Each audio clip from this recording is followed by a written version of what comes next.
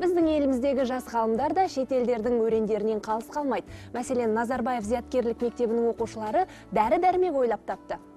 Олай болса, әріптесіміз Еркін Съездің бейне топтамасына зер салайық. Бүгінгі таңда медицина саласы қарыштап дамып, техниканың арқасында күрделі операциялар жасалып жатса да, адамзат баласы кейбір сырқаттың нақты емін әлі күнге дейін тапқан жоқ. Соның бірі қатерлі ісік. Қазір әлемде қатерлі ісікті емдейтін түрлі дәрі-дәрмектер шығып жатыр. Бірақ олардың ешқайсысы обырды 100% емдей алмайды. Қатерлі ісікті кешенді түрде емдеу керек. Атап айтқанда хирургиялық тәсіл, сәулені қолданумен химиялық терапия, сондай-ақ иммунотерапия арқылы емдеу.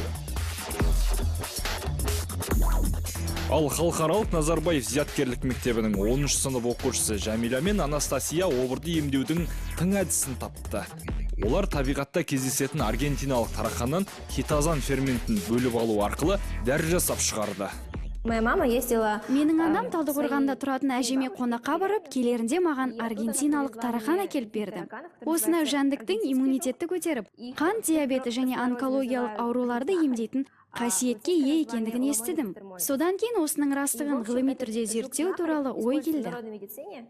Оқушылардың ашқан бұл жаңалығы бұған дейін де белгілі болған дүние. Алайда Настя мен Жәмила бағасы арзан, әрі экологиялық жағынан таза өнімді ұсынып отыр. Зерттеу жұмыстарын жүргізген екеуі қазіргі қолданыстағы белгілі дәрі-дәрмектермен салыстыра отырып, спектрофотометриялық әдіс арқылы алынған фермент құрамында хитозан бар екенін дәлелдеді. Дарын жастар ендігі кезекте алған нәтижені жетілдірсек дейді. Наша работа проходила в течение 9 месяцев. Бұл жұмысты аяқтауға бас-аяғы 9 ай уақыт жұмсадық. Алғашқы 6 айда қоңыздарды асырап, көбейттік және зерттеуге қажет мәліметтер іздедік. Нәтижесінде жоғары емдік қасиетке ие екендігін дәлелдедік. Меніңше, әрбір адам қолжетімді медицинаны пайдалануына хақы бар. Чтобы помочь людям, болеющим такими заболеваниями. Тазан дәрі-дәрмектер бар. Дәрілер өте қымбат, себебі ол шайын-тектестерден бөлініп алады. Сол себептен көптеген адамдардың қолы жетімсіз, сатып алмайды, мүмкіндіктері болмайды. Ал қазіргі оқушылардың ұсынып отырылғандары ол жаңағы хитозанды бөліп алудың жаңа көзі болып табылады.